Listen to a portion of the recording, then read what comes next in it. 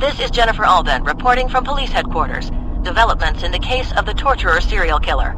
A retired gym teacher from the city's juvenile rehabilitation program has informed police of contact he had almost 8 years ago with a troubled youth named Carl Anderson, who reported fantasies that match the torturer's methods exactly. Authorities are now asking the public to inform police if they know of Carl Anderson's whereabouts. Do not approach the suspect, as he should be considered armed and dangerous. Sources within the police department are telling me they are also concerned because their informant can no longer be located. Department spokespersons have refused comment on this latest development. This is Jennifer Alden reporting for News Channel 5. That's Sonic the Hedgehog.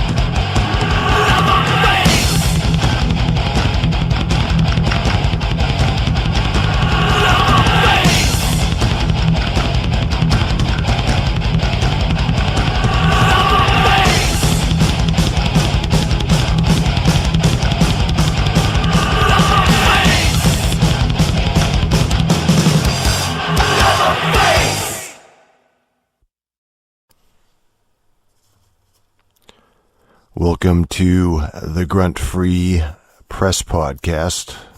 Boils and grills, fears for queers, pills and chills. We're in it now.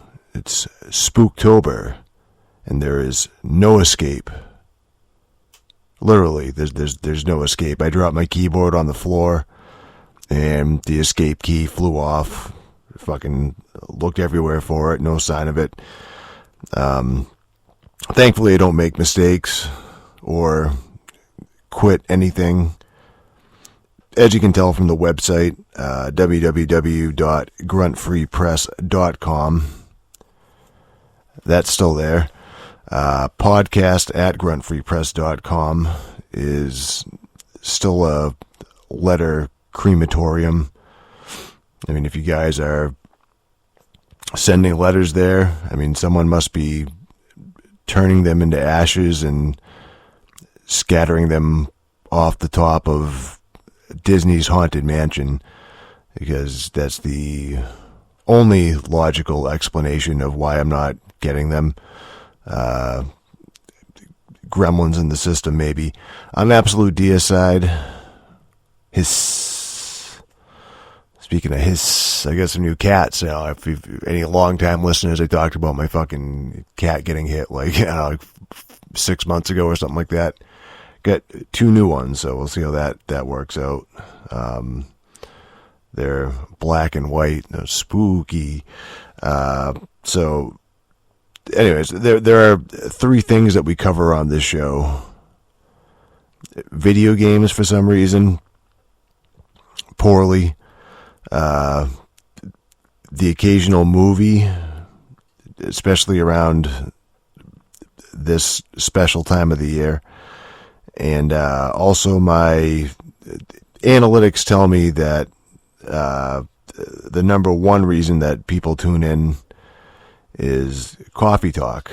I mean, you wouldn't think there were that many people who would want to listen to my boring fucking coffee habits. You know, I just get my black iced coffee that I drink year round from the same pretty fucking low rent place, Dunkin' Donuts, specifically the one right down the street from me. But as the years have borne out, there's always a deeper level of hell that you can ascend to when you deal with retards that are trying to do a simple task like pour water over coffee beans and make change for you when you go through the drive-thru. So I had the most disgusting experience I think I've ever had in my 25 years or so of coffee drinking. That happened to me last week. It was pretty gross. So it was perfect for the first official podcast of the Gross Freak Podcast 2019. I think that the second is the second or third official start of it, whatever. It's the first one in October I'm fucking recording, so we'll go with that for this week. So yeah, I was playing Gears 5, which is still broken on PC, and still looks like shit on Xbox One. So I was actually playing with a party of people, real people. I don't do that very often. Real live boys I was playing with. So we're talking, fucking shooting the shit in the party chat, playing. I'm doing my usual routine when I fucking play games, fucking coffee, cigarette, ashtray game, coffee, cigarette, ashtray game. I'm not really looking at what I'm doing. I'm just kind of focusing on the screen and fucking, being a piece of garbage. So at one point, I take a big gulp of coffee, just straight black coffee. Remember that. That's important for later. No sugar, no nothing in it. Just be fucking black coffee. And I think it was a brand new coffee too. I just put the fucking straw in it, took the straw out of an empty one, put it in a new one. So, I just take a big fucking sip of it. And then my mouth is just completely full of fucking like solid particles that is just like, it tastes like fucking dirt. I'm like, fuck, as if a mouthful of fucking dirt all of a sudden I was going to drink coffee. Why am I chewing dirt? I'm talking like a handful of wet, slimy, fucking bitter. I don't know what. Is it like the consistency of fucking mud? I'm just fucking like turning around in my mouth. So I just like froze. I'm just like, what the fuck? Like, what the fuck is it? Did I just fucking drink? I'm trying to figure out what the fuck, is in my mouth, and like, what should I do about this? Like, what the fuck just happened? I was just thinking, like, did I ash my cigarette and my coffee? Maybe, like, is that what happened? Have I just been doing that all night, just fucking ashing in this other coffee, and now I fucking just went to drink it and just got a fucking mouthful of garbage. But I'm like looking, I'm like, well, there's a lid on it. The lid's still on it, so I don't think I was doing that. And there was just like so much fucking like shit in my mouth. It would be as if I would have had to like dumped an entire full ashtray into a coffee cup for this to be like that much fucking shit that I'm fucking like sucking up right now. Which I thought about that too for a second too. Like did I fucking like empty like an entire ashtray into this fucking cup, like being fucking lazy and shit? Like, you don't want to go to the garbage. I was fucking dumping in the ashtray, and now that's what I'm fucking drinking. Which that's not beyond the realm of possibility. So now if I fucking, now I'm just thinking like, man, if I was just like, it's just like sitting there in my mouth. I'm just like thinking like, dude, if I like, I'm curious, but if I like move my tongue to like try to taste what this is, like it's just gonna be a fucking world of hurt, and I'm probably gonna fucking be puking for the next fucking hour if it's just ashes in my fucking mouth, ashes mixed with coffee, like fucking just goop in my fucking mouth. I'm gonna be fucking vomiting for fucking hours. But thankfully it wasn't ashes. I'm like, but now I have to find out. I'm just thinking like, all right, so it's not that. Like, I'm looking at the coffee like, all right, it's not full of fucking ashes, but what the fuck is in my coffee now? That's like chunky like this. Like, what am I, like, what the fuck did I just fucking get a fucking mouthful of? So I'm thinking like, dude, is it like curdled milk? Is it fucking like rat hair? Is it like rat shit in there? Like, what the fuck is this? I kind of like think, I'm just like, dude, what the fuck am I fucking is in my mouth right now? It's fucking, I spit it out in my ashtray. Dude, what the fuck is that? And yeah, after conferring, with my Xbox Live party, I think that the most likely culprit is it was just like coffee grounds. You know what I mean? There's a bunch of fucking coffee grounds in there. Which, I mean, I guess it could be worse, but it's still fucking, like, gross, you know what I mean? And how do you work at Dunkin' Donuts and not know how to make coffee? Like, you know what I mean? How do you make it that bad? Why would you serve somebody just like, I'm gonna pour all this fucking iced coffee and just half of it's like coffee ground, you know, just fucking big chunks of it in there. To be that bad at making coffee, that's pretty impressive, you know, if that's what you do, what you do for a job. But yeah, so that was a real nightmare. On Elm Street for NES. So yeah, I spent $50 to replace my broken copy of Nightmare on Elm Street. So I got a working one in the mail, and I'm like, all right, I spent $50 on this. I'm gonna fucking play it, goddammit. So first off, I mean, Nightmare on Elm Street, I don't think it's a bad game at all. I mean, it does have a reputation where, you know, it's an LJN licensed game. You know, the Angry Video Game Nerd made a review, like a video shitting on it. And this is one of his early ones too, which is fucking, oh, dude, Nightmare on Elm Street, this game sucks. And side note on that, some people like still don't really get that, like, AVGN, like those videos aren't really like reviews. Like, it's just supposed to be like a comedy video, and they just kind of use the game as like a jumping off point to make like these funny videos about, you know, there's certain, like, you know, there's video game tropes and shit. A lot of it is, or just fucking, you know, bad parts of video games, and just, I mean, obviously some of them are fucking just complete shit, but you know, so a lot of them is just fucking like, it's kind of funny, like playing these, you know, video games. There's some goofy shit in there, like making fun of that, and people are just like, oh, dude, it's fucking, you know, this dude, Angry Video Game Nerd made a video, and the game must be complete shit. But side note to that side note, the last couple seasons of AVGN have been pretty bad. They've been pretty shitty. It's kind of gone downhill. But anyway, but as far as NES games go, Nightmare on Elm Street, I think it's, at worst, I would say it's average. Like, it's like an average NES game. And the graphics are good. It's cartoony and goofy, sure, but I mean, it's not particularly scary at all, besides the title screen, which, I mean, the title screen of the game of fucking Nightmare on Elm Street, it's a pretty impressive pixel art Freddy, you know what I mean? It's fucking, even accepting that, I mean, yeah, again, in the fucking nerd video, he points this out, it's like, you know, his claws are coming out of his hand, and, you know, he doesn't have a glove on, but whatever. I mean, I'm almost positive in one of those fucking movies, one of the Nightmare on Elm Street movies, his claws come out of his hand or something like that. I haven't watched those movies in a long time. But even if that's not the case, I mean, fucking Freddy's like a shape-shifting dream monster who can do whatever he wants, pretty much. So, you know what I mean? So, relax on that shit, you know? People like pointing that out. Just fucking like, oh, dude, this fucking, dude, not even accurate, dude. Look at the fucking no-glove claws, dude. Huh? They didn't even know what they were doing. Maybe they did, maybe they didn't, but it's still a pretty good-looking fucking title screen, so mistake or not, you know, it's fucking good art. So, yeah, Nightmare on Elm Street, it's a side-scroller where you start out in an almost overworld on Elm Street, I guess. It's still, you know, it's side-scrolling, the overworld side-scrolling. But at the beginning, there's 3 normal houses at the start of it.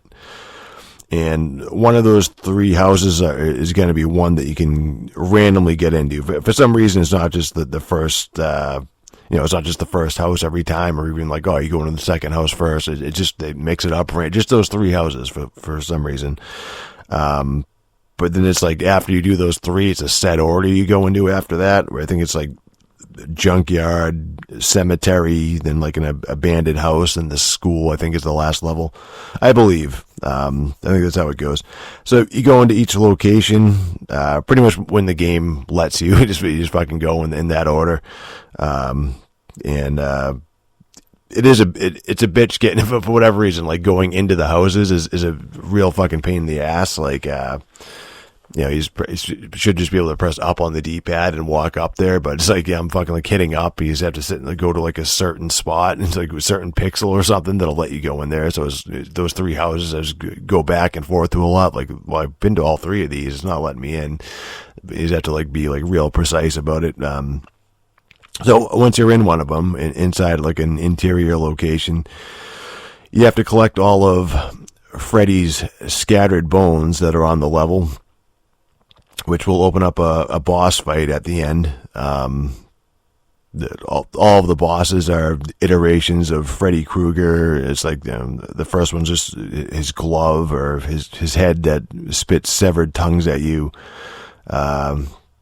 I wish I could have severed my own tongue when I had those coffee grounds in my mouth. There's like a fucking like a ghost or something like that. I don't know. It's goofy, but didn't he come up from like the bed sheets? His head comes up in like one of the movies or whatever. Again, I'm not like the biggest fucking Nightmare on Elm Street fan. Like the movies I don't really like. I like the first one. I think the first one's really good, and after that they're pretty gay and fucking just turned into like comedies, which I'm not the biggest fan of. But I mean, Freddy Kreuger is like a character I didn't really like. Just again, a little bit too goofy for me. Not my thing. But anyways, so there are like generic like spooky enemies that you have to avoid when you're going trying to get the bones. You know, there's fucking bats and spiders and Frankenstein monsters. It's again not very Freddy-esque, but yeah, we're dealing with fucking the movies and shit to be in like the spirit of the movies. Like, yeah, we're dealing with like dream logic here. You know what I mean? So anything can kind of go. And what are you gonna do? You're gonna put like every enemy in the game is gonna be Freddy and all the time, all Freddy all the time. That'd be kind of repetitive and boring. So technically, when you start the game, you're awake at first. So not really in a dream world, but let's give the benefit of the doubt here, where going by the movies again, where the kids are trying not to fall asleep and they're staying up for days on end and, drinking, popping whatever speed pills or whatever, caffeine pills, and drinking pots of coffee, hopefully not from the Dunkin' Donuts down the street. So going by that, let's say they're maybe hallucinating all the shit that's attacking them, or it's representations of like hazards they'd be facing while they're running around town, breaking into condemned buildings, and searching for fucking like bones and shit, like digging up bones in these fucking old houses and shit. So you can shove your cognitive dissonance up your ass. Maybe the skeletons represent trip and fall hazards, and the spikes are like tetanus that they would have got from digging around in a fucking junkyard and old cars looking for fucking, Freddy's fucking bones. So as you're playing, that there's a sleep meter on screen that depletes when you either get hit or if you stand still, I think. Supposedly, I mean, it seems that meter seems to just kind of do whatever it wants, and after a while you do end up falling asleep, where the enemies they'll change to different versions of whatever would be on that stage when you were awake. They're tougher to kill, but when you're asleep, you can also transform into different, like Dream Warriors. I mean, kind of based on the Dream Warriors movie, I guess. You press, there's different power-ups you collect in the level, and once you have one of those, it's like a different character you can change into. You press select, you can cycle through them, the ones that you have. There's like a track and field guy who jumps higher and he can throw javelins. A wizard who shoots lightning bolts out of his hands, or a ninja who can jump kick and has throwing stars he can throw. So initially I was thinking like, the wizard's probably the one you would want to stick with, just because, he's a fucking wizard and I'm a nerdy faggot, and the dude has projectiles that just shoot in a straight line across the entire screen. But really, the ninja seems to be the one you want to use the most. You just have to kind of get used to how the kick works, the jump kick, because you hit the jump button, and at first I'm like, all right, jump kick, so I'm jumping and I'm like jamming like the attack button at the same time. Like, is that going to be like when you get the damage from the kick is when you hit the attack button or something? But you don't even press the attack button; it just does it automatically. You just fucking like jump. You just have to like angle it right. So you have to hit with like the top of his foot or something. It's just kind of, it's a weird like angle and like hitbox on his leg. But once you get used to it, it's pretty powerful. I mean, it works most of the time anyway. I was trying to get used to it, but I tried. So when you're still awake, you can find coffee, which will refill your sleep meter. And if you're asleep, you can touch a boombox to wake yourself up. And if you stay in the dream world for too long, the 1-2 Freddy's Coming For You song starts playing, and at the end of it, when the song's over, sure enough, Freddy does indeed come for you, and you have to do a boss fight with him. That one's not really that difficult, but there's no payoff to it. Like, there's no reason to do it. So you're just kind of risking taking damage, fighting Freddy for no reason. It's just him going back and forth on the screen, like swiping at you occasionally, and these hands pop up out of the ground. Again, not hard, but it's just, there's no reason to do it. If you don't have to, if you try to stay awake and try to, find the bones before that happens. So I think the whole like awake asleep thing, it's kind of unique and impressive in a way that they kind of have two versions of the game at the same time. They get different versions of the enemies and shit. And that's thematic with the films. But while we're on the subject of damage, what would have been nice in the game is a health bar. I mean, there's that sleep meter at the top of the screen, but there's no like actual health bar. And I've heard, as looking at different videos and reading different shit about the game, and I've heard people say like, oh, you can get hit like 4 or 5 times before you die. So good to know, I guess. Like, I'm looking for 4. I'm trying just to like count. Like, all right, I got hit 4 or 5 times before I died.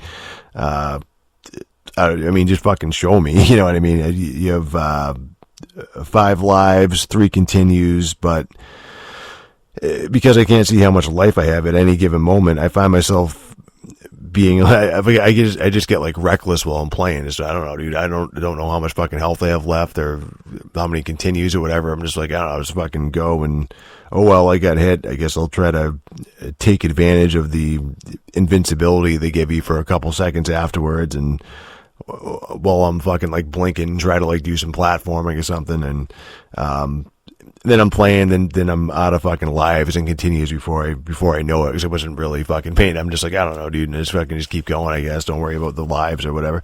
So that's Nightmare on Elm Street on NES. It's just one of those games I've been playing for, I don't know, like 30 years, whenever the fuck it came out. At least now I'm playing, and I understand like the fucking how to play it slightly more.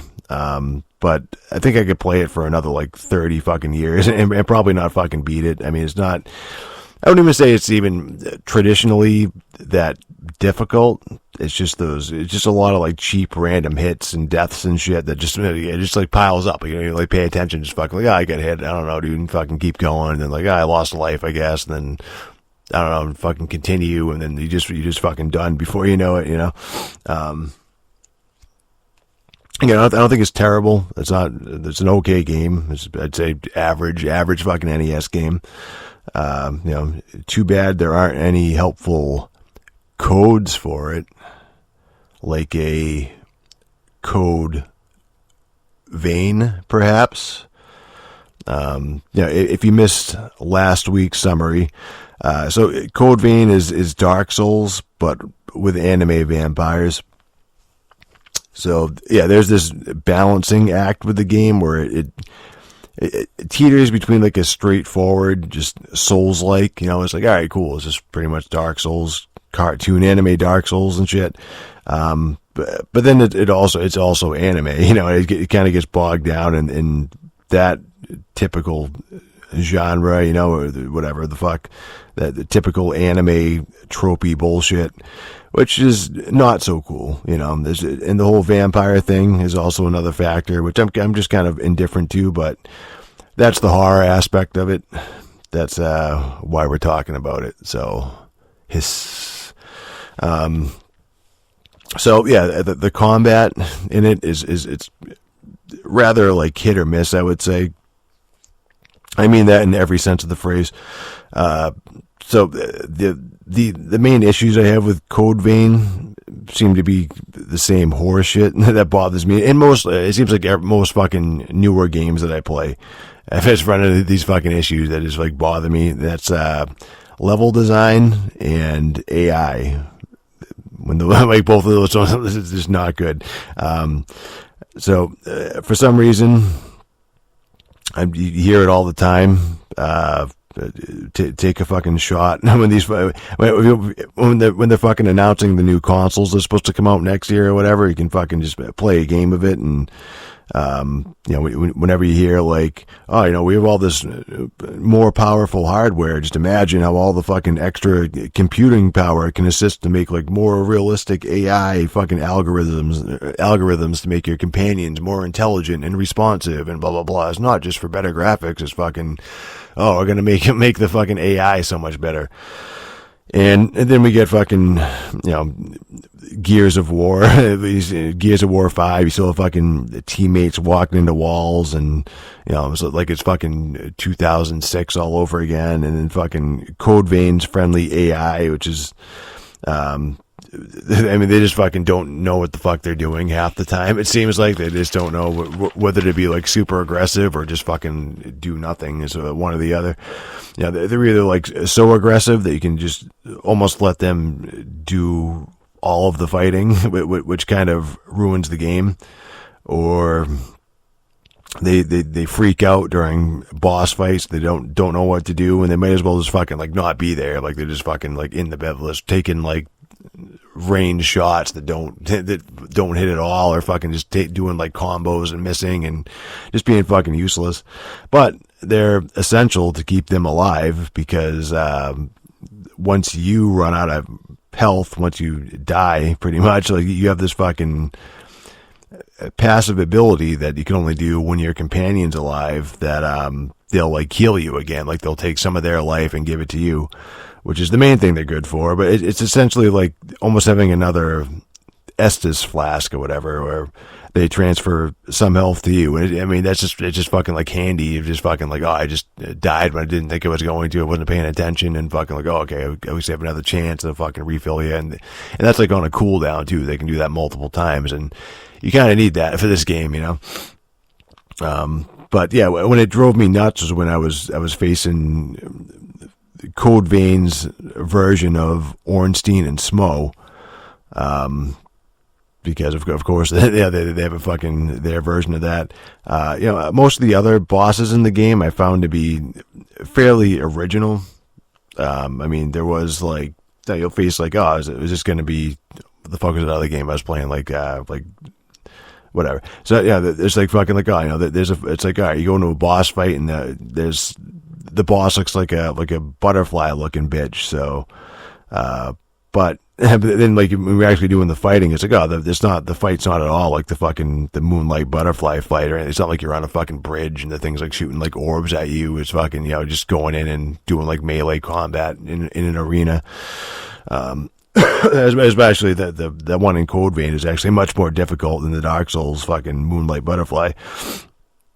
I mean, another one where it's like, all right, well, there's a big dude with a shield and a sword or something, but it's like even like fighting that, it's like, yeah, it kind of looks like something that would be in Dark Souls, but I didn't really get like a Souls vibe from him, or a lot of them, you know what I mean? A lot of the bosses is fucking like, yeah, well, you're in a like arena with like fog around you or whatever, but you know, it's fucking just, the bosses aren't really, I wouldn't call them like straight rip-offs or anything of the Souls bosses.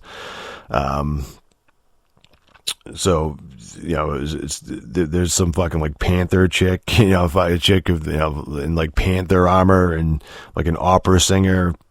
Again, they're arena fights, but it's not like, you know, the other game was fucking Remnant from the Ashes, where they were like clearly aping Souls bosses to the point where it was funny, like fighting them. It's fucking like, oh, this is, you know, obviously what the fuck, they like that fucking Moonlight Butterfly fight was just like, oh, it's a complete thing. Like they just completely fucking ripped it off. Like that was the point of it. Yeah, the closest thing in Code Vein is the Ornstein and Smo fight, but this Ornstein and Smo, you know, there's a big fat guy in gold armor who's slow but does a lot of damage, and then, you know, he uses a flamethrower to shoot fireballs, or he'll shoot off like a stream of flame in front of him. It's not, it doesn't have like a massive hammer like fucking Smo does, but it's the same, yeah, again, the same concept, where it's like big dude and big slow dude and fucking little quick bitch. So yeah, there's like a small speedy chick that you have to fight at the same time as him. She has a sword and she'll sprint towards you and do like a lunge, or she'll do like a frost attack that has crazy range to it, almost as like the entire fucking arena. She can get you from like a fucking straight line. And that does like a shit ton of damage. All of their fucking attacks do like insane damage in this fucking fight. And most of them are area of effect attacks too, which is great. It just makes the fight a fucking nightmare. It's just shit coming at you from everywhere, every fucking angle. Again, a lot of fucking area of effect, a lot of shit coming from like across the fucking screen. So yeah, I mean, like Ornstein and Smo, I mean, that's a famous boss battle from Dark Souls, but honestly, like even that fight, I don't think that's even famous. Maybe like infamous is the right word. I don't think it's even like a famous fight for the best reasons. In Dark Souls, like that was the fight where the camera angles like really fuck you over, and you know, you can get hit from attacks that come pretty much off screen. Like, you can't fucking see. It's just like, oh, you're just facing the wrong way and just happen to get fucking hit by something that you couldn't fucking see. Fucking, you're fighting the big guy, you're fighting, Smo's big ass is blocking your view from Ornstein, and fucking, you're locking on, unlocking the camera or something, switching like focus to one of the other is like a problem. Like, that fight was tough, but frustrating, where you're dealing with some bullshit that's not exactly like, sticking to the Soul's philosophy. It was just like, all right, well, this is going to be a hard fight, but it's fair or whatever. And the mistakes are kind of your fault. Like, that Ornstein and Smo fight is just fucking just like, dude, can you just deal with this? Like, just deal with this bullshit and see if you can get past it. Like, that was just kind of that. And that's why that sticks out, as people are just like, dude, I can't, like, people just gave up on it. You know what I mean? So that's why that sticks out to that for that. And all of that kind of applies to this Code Vein fight as well, with the added insanity that no matter what you do and no matter where you are in the arena, like, fucking just randomly this glowing circle is going to appear under your feet from the flame guy's area of effect. They can just go anywhere in that fucking arena. All right, there's a circle under my feet. These fucking flames are going to shoot up in a second. If you don't, like, roll out of the circle at that, like, exact second, like, as soon as it pops up, your ass is going to get roasted. You could be in the middle of a combo you could be focused on the chick and doing like a combo or trying to avoid her attacks, and it's fucking like you're out of stamina. Oh, the fucking circle just appeared. It's like, shit. There's like nothing you can do. He's still going to fucking target you. And if you don't keep an eye on him, he's going to fucking nail you with a fucking fireball too, like across the fucking area. So there's that too. It's just like so much shit going on. It's not, it's just fucking like frustrating fucking like chaos going on. Just shit coming from everywhere. And then if it's like, all right, so maybe you want to take out the big guy first, the guy in the flame guy, focus on him. Because that's where like the most of the fucking pain is, just the random shit's coming from that's fucking pissing you off. But you just like can't really, because you start doing that, and then the sword broad won't fucking let that happen. Just, once she focuses on you, she's either gonna fucking lunge at you with that fucking attack that goes across the screen, or she's gonna be starting like her own, like, her normal attack, just like a 3-hit combo that will just about kill you if she lands it. If she hits you with all three, you're gonna be fucking dead. She has her own fucking AoE fucking ice attack that's almost as bad. That's not quite as bad as the fire. Like, it doesn't like target you from across the fucking screen, but it's a hassle. It's a real fucking song of fire and ice and bullshit. Which brings me back to your companion that you have with you that's fighting alongside you. So, it should be that the odds are evened out. It should be like, oh, it's not really an Ornstein and Smo fight, because now it's like 2-on-2. So, the odds are fucking, it's stacked. It's not like stacked. It's not like one, you're not outnumbered in this one. It should be that maybe you should be able to focus on one of the bosses and have her just go and fight the other one for a little bit, and then maybe like switch off. And it doesn't work that way. I mean, she'll constantly miss every fucking shot that she's taken, and the bosses, both of them will just fucking ignore her, and both of them will focus on you. And sometimes she just fucking like dies in the first 10 seconds of the fight. It takes like a hit or two, and she just fucking EO's dead or whatever. They're just fucking, the chick just dies. You see the message like, what the fuck? You had no way to fucking know that. And sometimes she just seems like she's fucking immortal. She'll just fucking fight on forever, and apparently it seems like she has unlimited healing she can use. It's just more random bullshit to add on top of the random bullshit of the fight in general.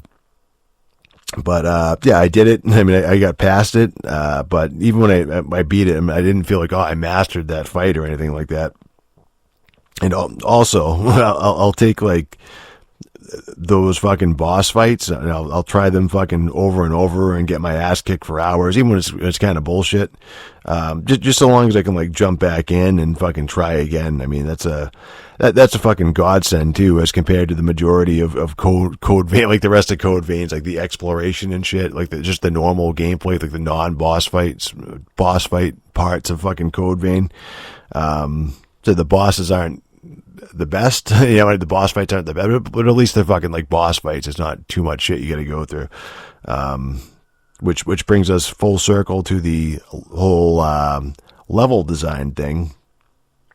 So it's just kind of bland in Code Vein. At its best, I'd say it's like uninspired. Like the level design is uninspired. It looks pretty. It's a good fucking looking game. I have nothing bad to say about the art direction of the game. Like it's fucking pretty as shit. But I mean, you had Blight Town very early on, or more specifically, it was more like the Dark Souls 3 version of Blight Town. That swamp where you had to light the fires, the bonfires to open up the door. That one, where the Code Veins it's like the same deal, only it's more confusing and not as fun to explore. And I'd say like most of the fucking areas in general in Code Vein are pretty Blight Town-esque, Blight Town adjacent, really, a lot of them. Even Anor Londo. So more than like any other area in the game, like this one level, the Anor Londo level, was visually is like a straight up copy. It's just like a straight rip off of Anor Londo and fucking Dark Souls. Your ultimate goal is to get to a cathedral, but first you have to traverse this fucking maze of platforms and spiral staircases, which are all just white and tall, spiky lattice railings.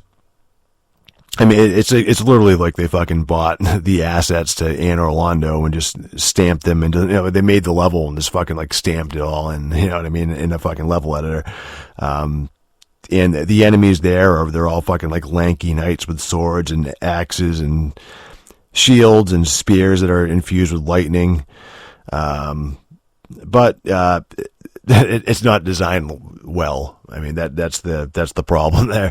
It's a fucking mazy ass maze. It's like, all right, you going forward, you get to a circular fucking flat platform, just like floating in the sky. And then it's like, all right, from this platform, there'll be like a few different paths you could take off of that. And then like all of them will just be like dead ends except one of them. And then it's fucking like, all right, then you get to like another platform, another branching path, the same shit. And it's like, all right, drop now. It's like, oh, go up a spiral staircase, then like more walkways, more fucking circular platforms.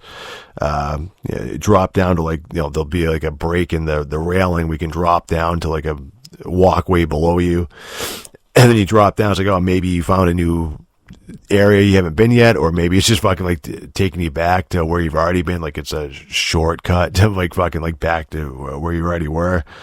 And just everything looks the fucking same. It's just looking at the same shit. Just intentionally just this confusing fucking boring mess you're looking at.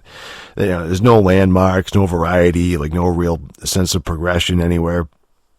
There's fucking white walkways and staircases, and it's just like, oh, this looks like Anor Londo, but oh boy, did they kind of miss the point of what made fucking Anor Londo like so like memorable. This thing I myself I like to call good level design. So I'm gonna do some good podcasting etiquette here and take a break and rest my throat and try not to suck a dick in 10 minutes.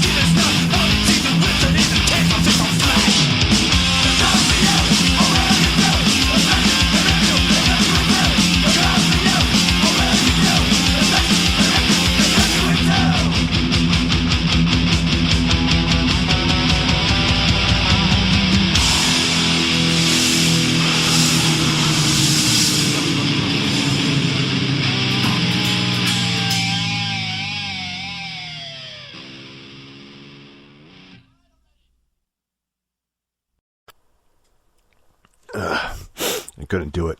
So yeah, so Code Vein, the level design, right? So there's 2 levels, right? The two particularly bad ones, Fake Anne Orlando and Fake Blighttown.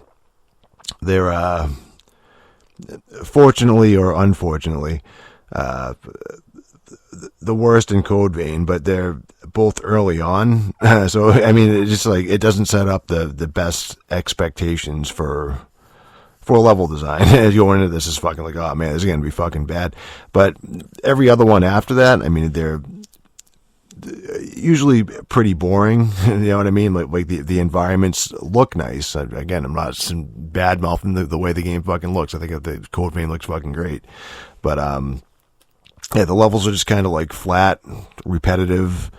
I mean, they're not besides those 2. I mean, I wouldn't say the other ones are horrible, but they're missing a little something, a little something. So it doesn't feel like you're going through the fucking motions to it's like, I just have to get through this to get to the next fucking boss battle and ultimately finish the game, It's not a good sign when every boss I was fighting towards the end, I kept thinking like, oh my god, please let this be the fucking last boss. Just please let this be over. Like let this be the fucking last one.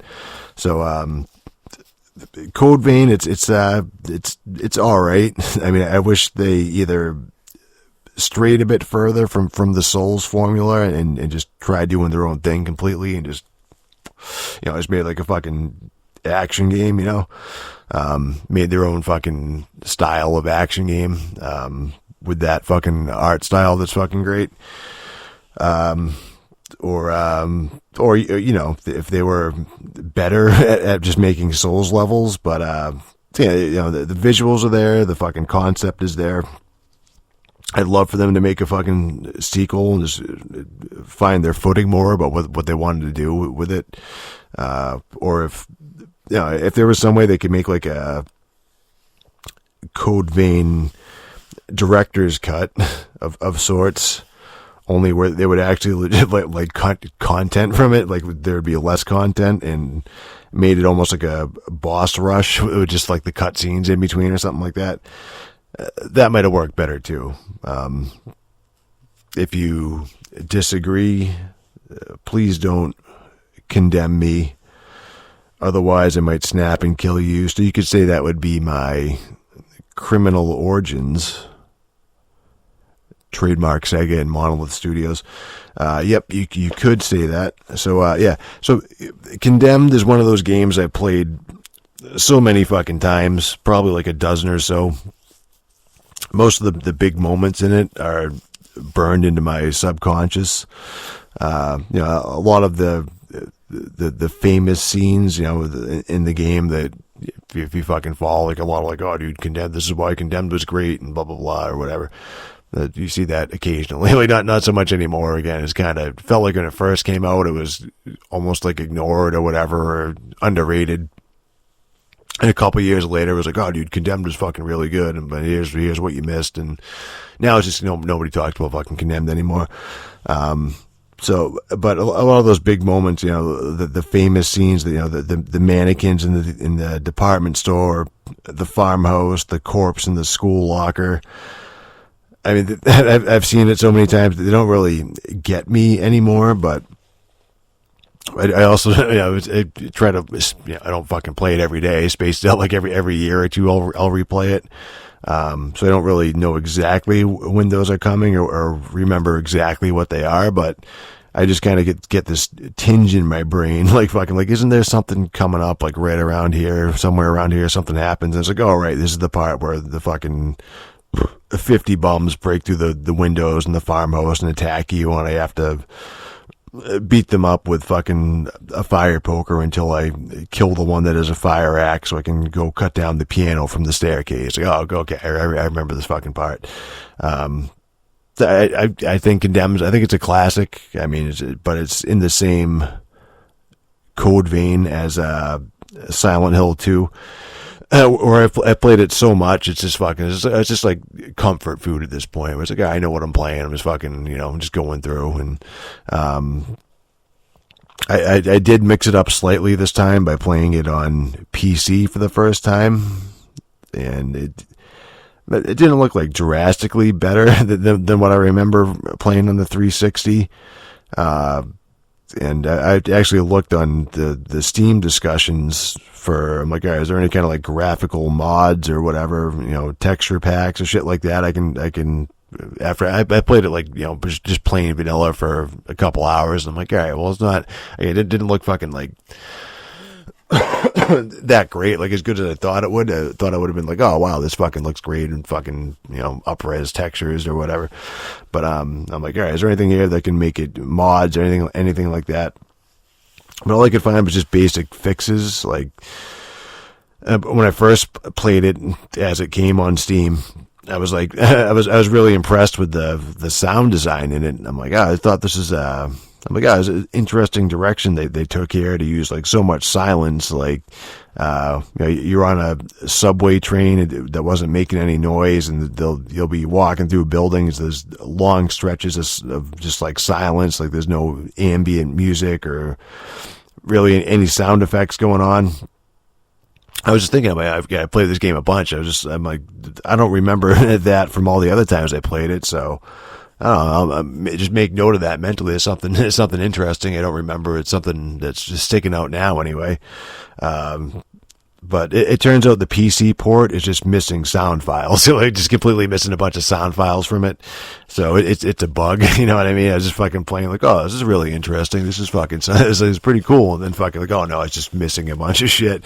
So, you can fix that by downloading a zip file from some guy's fucking Dropbox, like every other fucked up PC port.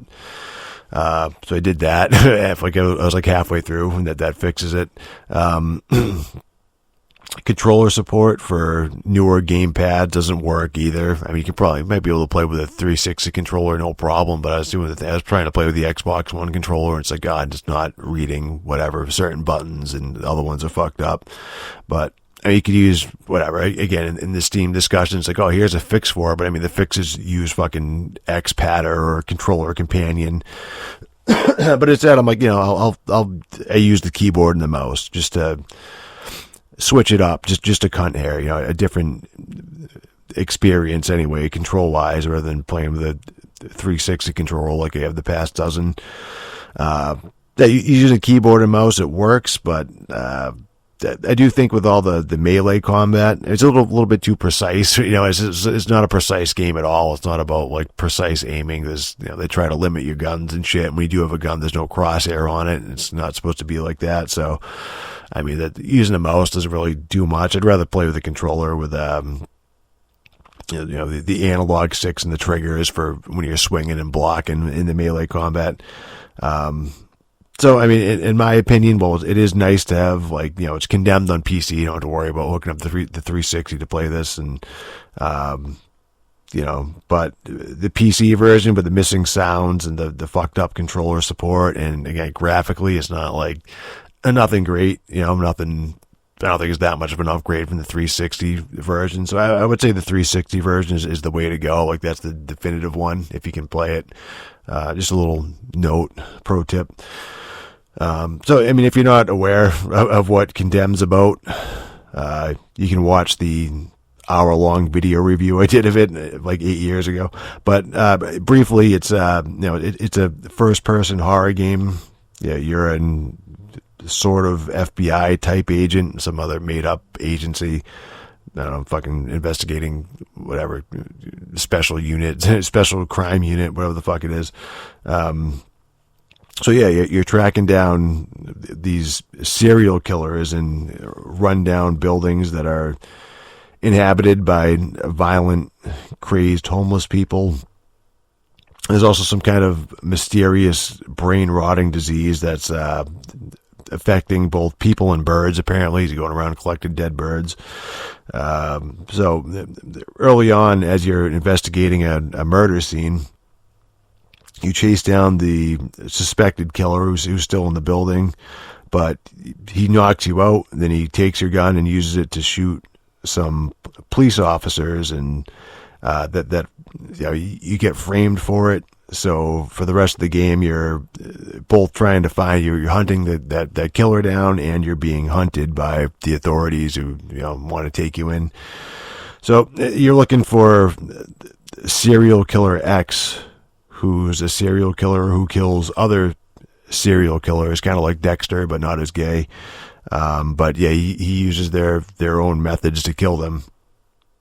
I'm curious. I was just thinking, I watched that fucking Dexter show, which is pretty bad, but I wonder, I think there's like the same fucking plot almost. I wonder if what came first. I could probably check really quick if I really wanted to, which I might do in the background as I keep talking. So, so yeah, then there's some other killer with, who has metal, like random metal pieces sticking out of his body, who knows karate. He has like a fucking metal stick that he uses to fucking beat you up. So, and that guy like may or not be in your head, and he may or may not be you. So one of those deals. So what makes Condemned special is that the focus on melee combat. So you're grabbing fucking metal pipes and all right, so Dexter came out October 1st, 2006. Condemned came out. Interesting radio here. Condemned game came out. So October 2006. So yeah, Condemned was first. Condemned came out 2005. So I think we broke something here. Dexter is a ripoff of Condemned, but it's not as good, and it's pretty gay. There we go. Case closed. I'm my own fucking private detective. So yeah, you're using metal pipes and fucking locker doors and fucking mannequin arms and wooden boards with fucking nails in them, and you're beating the shit out of people, homeless people in fucking buildings. It's not particularly deep combat. I mean, you swing or you block, like one or the other. That's about it for the melee combat. There's no like heavy attacks, no nothing, no fucking like it's not fucking For Honor. It's just you swing or you block. That's it. But the thing that sells it, I mean, it looks and it sounds so fucking brutal. The animations are great still. You hit somebody in the face and they fucking like reel back and they fucking like yell like there's like, oh fuck, and they fucking like, pump their arms and get pumped up, and they come back at you, and they might like fake an attack, or they might like, try to get you to block, and then like, so you missed your timing, then they fucking swing at you, or they might, you might hit them and they fucking like go back, and they'll immediately just come back with a fucking like backhand you can barely fucking see and shit. The animations like that are fucking like great, you know what I mean? It's fucking, so I like how like grounded it feels, even though it does get crazy and supernatural. And as you go on, the enemies like the bums turn into like these fucking like big hulking mutants towards the end. But it's a slow build up where it starts off like you're a forensic analysis from fucking CSI or some shit like that. And then it's this descent into madness where you start hallucinating, and then you find your files, like the bureau you're working for is like X-rays on your brain, and there's something wrong with your brain, your fucking body and shit. So there's something up where you're going fucking nuts, and there's also physically something wrong with you, where you're probably turning into one of these fucking like crazed vagrants that you're fighting yourself. Like you're probably becoming one of them. You're spending more time in these fucking rotting, diseased buildings, and so I mean, they earn all the fucking weird stuff in the game by establishing like a sense of normalcy at first, and they just go for it towards the end. Where you're fighting the dude with fucking like metal sticking out of him and shit, and fucking it's like, oh, he's like the cause of all this shit, and who knows, some fucking like mass hypnosis type of thing. I was saying, like, Condemned looked fantastic when it was it came out. It was a 360 launch title, I think. When it came out, it was fucking like great. I remember reading these previews that were explaining how the developers took reference photos of real abandoned locations and they essentially like Photoshop, like copy and like took the photos and just like plastered them, photoshopped them, like the textures on the walls for, it's like why the fucking, bricks at that time would just be like this repeating fucking like brick texture, but here's like the walls, look fucking like worn down and like, crumbling the bricks and the cement and all that. Again, now playing it's kind of showing its age, and the character models are kind of rough, and those textures probably weren't meant to be seen at fucking whatever on like a 4K monitor. But I mean, to bring it full circle, level design's good. Like there's good level design. Like it's fun to play, it's fun to explore. You're going through different looking shit and different buildings and different themes for each building, and interesting to look at, and it's fucking, it feels like you're going through like real places, like real condemned places. So, the graphics might age, but level design is eternal.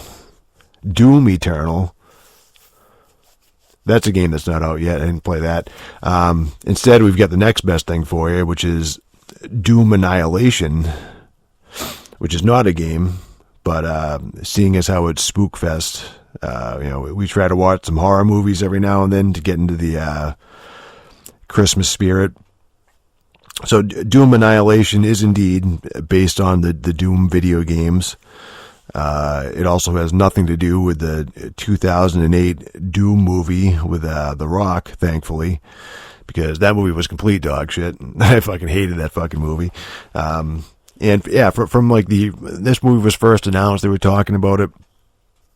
And from the first internet impressions of the trailers and like the different fucking set shots and all that shit, and people talking about it for Doom Annihilation, it seemed like this is going to be, it's like, it might not be the 2008 movie, but this is going to be just as bad, if not worse. And the main complaint was the protagonist it's like, it looked like they're gonna have like a female Doom guy, so it seemed like it was gonna be like this feminist infected, like, I am no man, fucking hot sauce in the eye, fuck you to fucking Doom fans and gamers in general.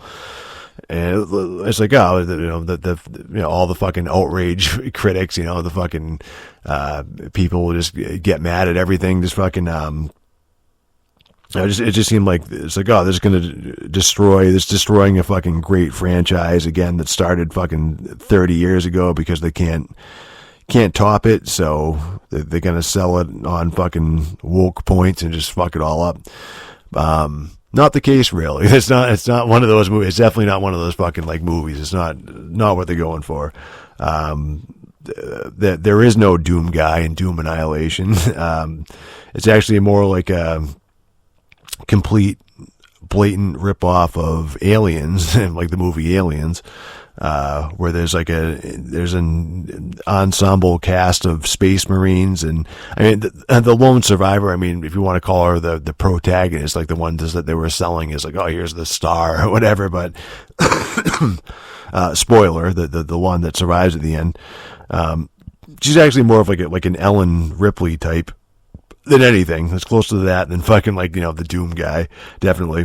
And I'm fine with that, you know what I mean? If you don't have the budget to make this fucking over the top one man wrecking crew story, which would probably have, you'd have to have like stupidly expensive fucking special effects and shit, which they obviously didn't have the fucking budget for.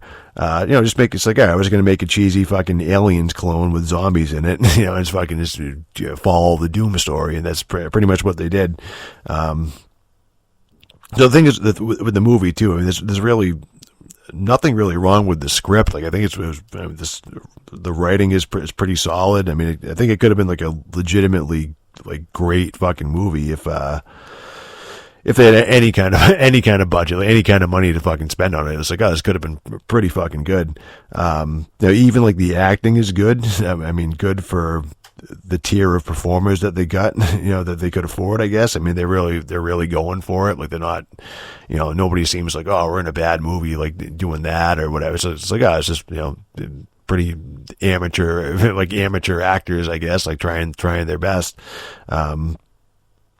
they play it straight. They try. I mean, it seems like whatever budget they did have for this, they bought cameras with it, because the movie looks excellent too. It's as sharp and as clear looking as any fucking movie I've seen recently. It's just you figure it'd be some shitty almost cell phone footage looking thing, or they're using old fucking shitty cameras or whatever. It's no, this looks pretty fucking good. It's a pretty good visually looking, not even visually, just the quality of picture or whatever. It's it's pretty fucking good. It doesn't look like a TV movie. It's no, it looks like a fucking legitimate fucking movie. It's in focus, which is always a plus. But what kills it, or really what makes it, depending on how you want to look at it, is the sets and the monster makeup. It's that's where it's fucking dude. They were fucking hurting here. It's fucking hilarious. It's really fucking funny. It's funny watching this fucking movie. It looks like they dug up and fucking reused props from the original Star Trek series in the 60s. You know what I mean? It's that level of fucking set design. They have walls and the sliding doors, which are obviously made out. It's just cardboard. They have fucking rocks that are made out of you can just tell they're made out of cheap plastic. The Marines' guns are just black, boxy black fucking plastic and shit. Then as they're shooting him, it's one guy is it's supposed to be a chain gun, I guess, but it just looks like a fucking just cheap plastic gun. Looks like everybody else's cheap plastic gun, but instead they use the audio of the chain gun from the fucking from the Doom games. You hear it starting up, heating up and firing. It just doesn't look like anything like a fucking chain gun. They probably told all of the actors oh no, it'll be great. We'll fucking fix everything in post. It's gonna look fucking amazing when we're done. No, we're just act it out. It's just one of those deals. And oh no, they didn't. They just fucking left everything in there. Yeah, it's fucking hysterical. It's you're watching a high school play, or you're watching people in an elaborate on an elaborate paintball course, and they're taking it just way too seriously, And then the demons look like they're from fucking Power Rangers. It's fucking guys in rubber suits. It's just man in rubber suit monsters. They're pretty fucking good. No, I mean, I'm not good ones, not good rubber suits, mind you.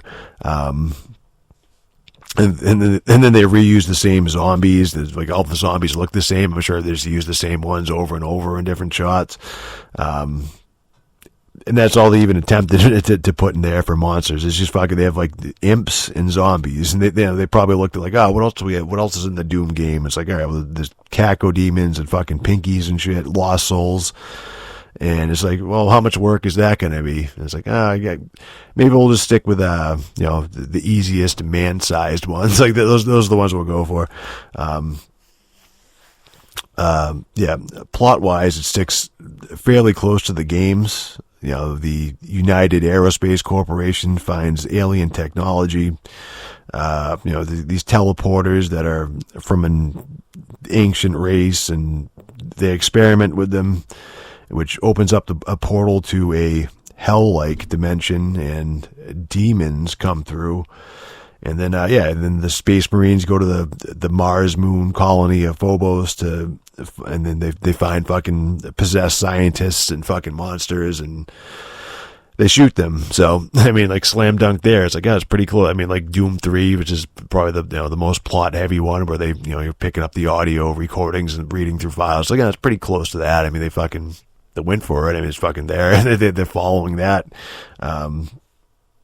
Yeah, the funny shit is the almost shot for shot alien recreations and recreations of scenes just from Aliens, just fucking just there. I don't know, dude. Here's Aliens, I guess. Yeah, the Marines wake up from hypersleep. Then they get sick and they throw up afterwards, and then they have them all eating around like a circular table, shooting the shit, and acting like tough guys and girls, I guess. So, So then they go to like a weapon rack, and they're taking their cardboard rifles off of the racks, and they're all dressed the same way. It looks like they're, again, the colonial marines from fucking Aliens. Or maybe you could say that maybe they look more like the ones from Starship Troopers, maybe, but there's a lot of shots of them walking down these plastic corridors, occasionally checking their heads-up display, like Google Glass glasses, which like shows them a map. It just looks like a map from a video game, like from fucking like Doom, like a 3D fucking map, like an overhead, like maze-like thing. Until they find a zombie that's hunched over, eating a dead body. And the way they shoot that, the way they show the first zombie in Doom Annihilation, it's an obvious fucking homage to the first zombie you encounter from the first Resident Evil game. It's like complete, just like shot for shot, Again, just like, oh, let's just throw this shot in from Resident Evil into this fucking Doom movie. So it's shit like that. It's just real fucking funny. It's just like, you see, it's like, are they really going to do that? They're really just going to fucking, for no reason, just throw in the fucking, like, the Resident Evil fucking cutscene? And it's like, oh, they did. No, they did. I guess they're doing it. So, Doom Annihilation, it's riddled with these overt video game references. I mean, the Doom ones, obviously, they fit. I mean, in the movie, they're actually going around trying to find colored key cards with the right clearance level. And the first one that they find is off the body of a Dr. John Carmack. Shit like that with the names and shit. So, they have fucking explosive barrels like everywhere, just fucking these big steel barrels, just fucking explosive symbols on it, and they occasionally shoot and blows up, and fucking, the fucking zombies go flying and shit. So it looks like a fucking video game, like it does. Again, it looks like a paintball course of a video game, or somebody made like a Doom theme of it, or like a Doom clone that you'd see on Steam would look like this. And then they throw in these fucking like random game references, like the Resident Evil zombie, or the main chick in the movie, like her name is Joan Dark. Is that like Joanna Dark from fucking Perfect Dark? I mean, why? Why her name's fucking? Why are they making their main character Joanna Dark for fucking? It's like, well, that's also a first person shooter from that era that was on like Nintendo 64, I guess, but. This is supposed to be like a cameo, like a crossover type thing, where it's like, oh, dude, it's Doom, but also Joanna Dark's in it, or if it's just fucking pandering to gamers. I don't know, but it's funny. I thought it was fucking funny, the shit that they threw in there. So I liked it. I actually liked fucking Doom Annihilation. I thought it was entertaining. I was laughing through most of it, it's not like the fucking grim, dark, metal horror fucking Doom movie that everybody wants. Like, that would be the ideal of, it's like, oh, dude, the Doom Marine just go in there, look, everything looks like a fucking, heavy metal fucking album cover, and, just all fucking hardcore the whole way through. But at least they went the opposite direction and made something. It's like, it's Doom related. It's like a Doom related fucking movie. That, again, they're following the plot, and they had fucking writers who at least played Doom. At least they played fucking. There's plenty of game references. They tried for that, or at least they know what Doom is anyway. So, I mean, there's action in it. Not fucking the best action. It's a sci-fi channel level action of just fucking cheesy, like, CG blood and, shit like that. There's some blood and gore in it. It's only a half an hour long too, so I don't know. I didn't hate it. Again, I kind of liked it. I'm like, fucking, this is something. It's a fucking entertaining movie again, where people tried. You could tell they tried to make something that's fine. They weren't just complete fucking. Well, let's take this license and just fucking do whatever with it. Which is, the first Doom movie was just fucking like, oh, it doesn't feel like it doesn't feel Hollywooded up at all. That's the funny thing, That was like the main. It was like, oh, dude, this fucking just going to be another Hollywood blah blah blah. Like the original fucking Doom movie is just going to be all the same shit. It just feels like a legitimate fucking B movie. It feels like a fan film almost, a fan film with a slightly bigger budget than like a fucking like YouTube fan film. So they took the video game and said, like, oh, let's make this into a movie. They tried. Can't fault them for that. I mean, I'll say I like Doom Annihilation better than the fucking Resident Evil movies, or certainly better than the first Doom movie. You know what I was saying? And it's better than Event Horizon. That's my benchmark for sci-fi horror. You know, is it better than Event Horizon? If I can stay awake through the entire movie, then it's better than Event Horizon. So Doom Annihilation passed that test. I stayed awake through the whole thing. I was like fucking laughing through most of it. So that's that. So the next test is trying to stream horror games without my kittens batting my router's power supply out of the wall, which is proving to be a challenge, as it does happen. So come see what I mean from the suddenly interrupted feed at www.gruntfreepress.com, or you can give me some cat discipline advice at podcast@gruntfreepress.com. And it may be life or death for those little bastards, because that's a live wire that they'd rather play with than the goddamn 3-tier cat tree that I built for them. I'm absolute deicide, and it's actually kind of late. It's getting dark. Joan dark. Spooky.